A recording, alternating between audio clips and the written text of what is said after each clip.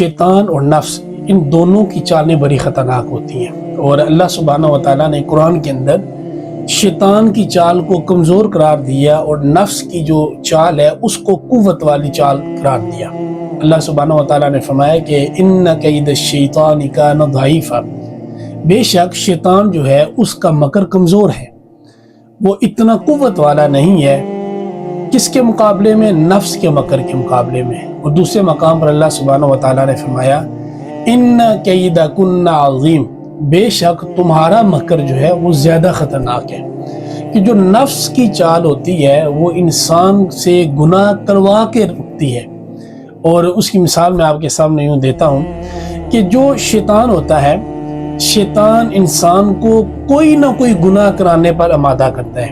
مثال کے طور پہ پہلا اس کا عملہ ہوگا کہ تو نماز نہ پڑھ۔ اگر انسان نماز پڑھے گا تو وہ اس پہ دوسرا عملہ کرے گا کہ کسی کے ساتھ بدتمیزی کر دے۔ اگر انسان بدتمیزی بھی نہیں کرے گا تو شیطان کا تیسرا عملہ ہوگا کہ جھوٹ بول دے۔ اگر انسان اپنے آپ کو جھوٹ سے بھی محفوظ رکھے گا، اگلا اس کا وار ہوگا غیبت کرنا، ماں باپ کی بے ادبی کرنا یا مختلف گناہ۔ تو شیطان ایک گناہ پر انسان کا اصرار نہیں کرواتا کہ انسان ایک ہی گناہ کرے، ایک نہیں کرتا تو دوسری کی طرف مائل کرتا ہے، دوسرا نہیں کرتا تو تیسرے کی طرف مائل کرتا ہے، جبکہ جو نفس ہے وہ ایک ہی گناہ پر بار بار اصرار کرواتا ہے۔ جب تک انسان وہ گناہ کر نہ لے تو نفس کو چین نہیں آتا۔ ایک نفس ہے، ایک نفس کی چال ہے، ایک انسان کو وہ مختلف کام کے اندر الجھانا چاہتا ہے گناہ کی طرف۔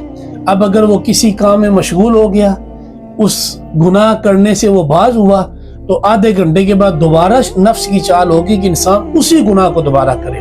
انسان پھر کسی چیز میں مشغول ہو گیا، گھنٹے کے بعد دوبارہ نفس کی چال ہوگی، تو نفس انسان کو اس گناہ پر بار بار زور دیتا ہے۔ اسی لیے فرمایا کہ ان کیدکن عظیم، بے شک تمہارا جو مکر ہے وہ زیادہ خطرناک ہے۔ تو شیطان کی بھی چال ہے، نفس کی بھی چال ہے، تو ہم بحیثیت مسلمان ہم اپنے دامن کو، اپنے نفس کو، اپنی روح کو پاکیزہ بنائیں۔